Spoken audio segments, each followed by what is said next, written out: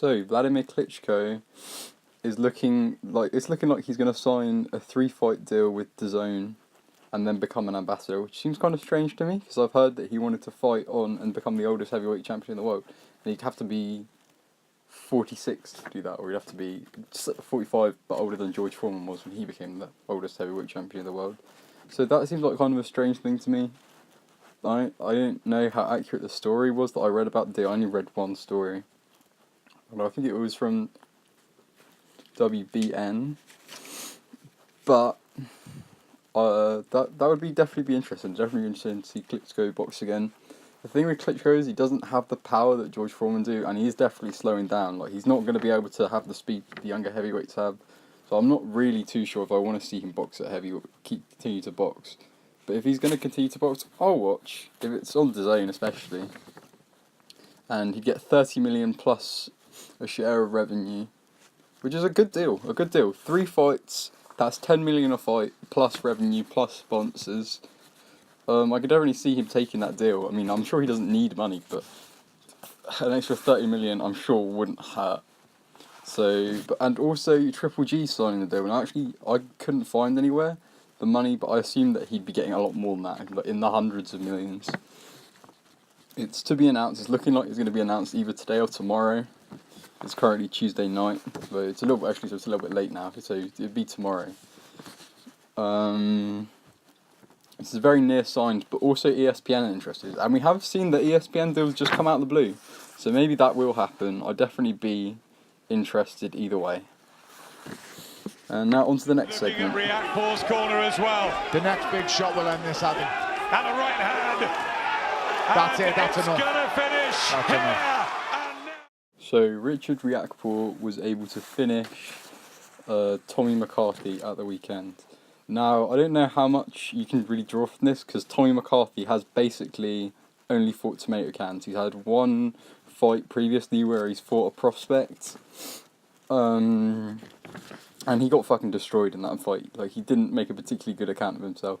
So Tommy McCarthy's kind of at journeyman level, so you can't really draw too much of this. I don't know how this was like a 50-50 fight going into this. Like, if you watch clips of Riakporhe fighting, you can clearly see that he's a talented fighter. So that was kind of strange to me.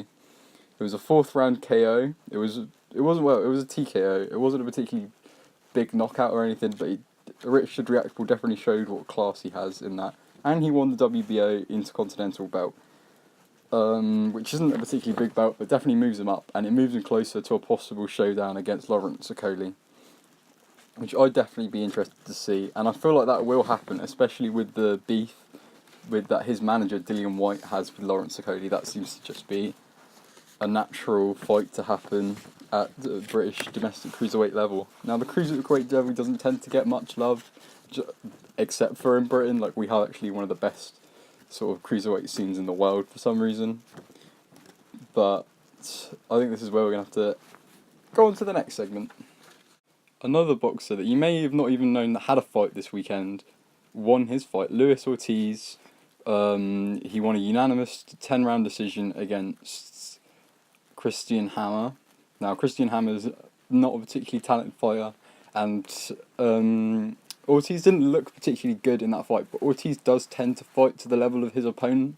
That's just quite common, and he's definitely still got power. That power hasn't left him. Obviously, it's just he didn't show it in that fight. He did look like he's slowing down, and he said that he wants a fight with either Deontay Wilder or Anthony Joshua. He's at Showtime at the moment. Now, I do see that, like, in all likelihood, he will get a Wilder rematch. There's no one else really for Wilder to fight that's in the Showtime stable that has a name. And also, Showtime don't have to worry about that fight because he's not a dangerous heavyweight, really, Luis Ortiz. And I don't want to say anything too nasty. Well, it doesn't matter. He doesn't even speak English. Luis Ortiz, at this point in his career, is dog shit. Like, I don't even know why he's in the picture of top 10 of the heavyweights. He could not beat anyone in the top 8 of the heavyweight division. Luis Ortiz is effectively a journeyman. People are saying, oh, people are scared to fight him. Why would people be scared to fight him? He's got a heart condition. He's fucking old. But that's not Luis Ortiz's fault that he's been portrayed in the media as something he's not. He's been portrayed as a dangerous, big punching heavyweight. I mean, obviously he's got a punch in him, but there are fucking a lot of journeymen that have got a good punch on him. That doesn't mean that they should be fighting for WBC titles. But anyway, I think this is where we're going to wrap this up.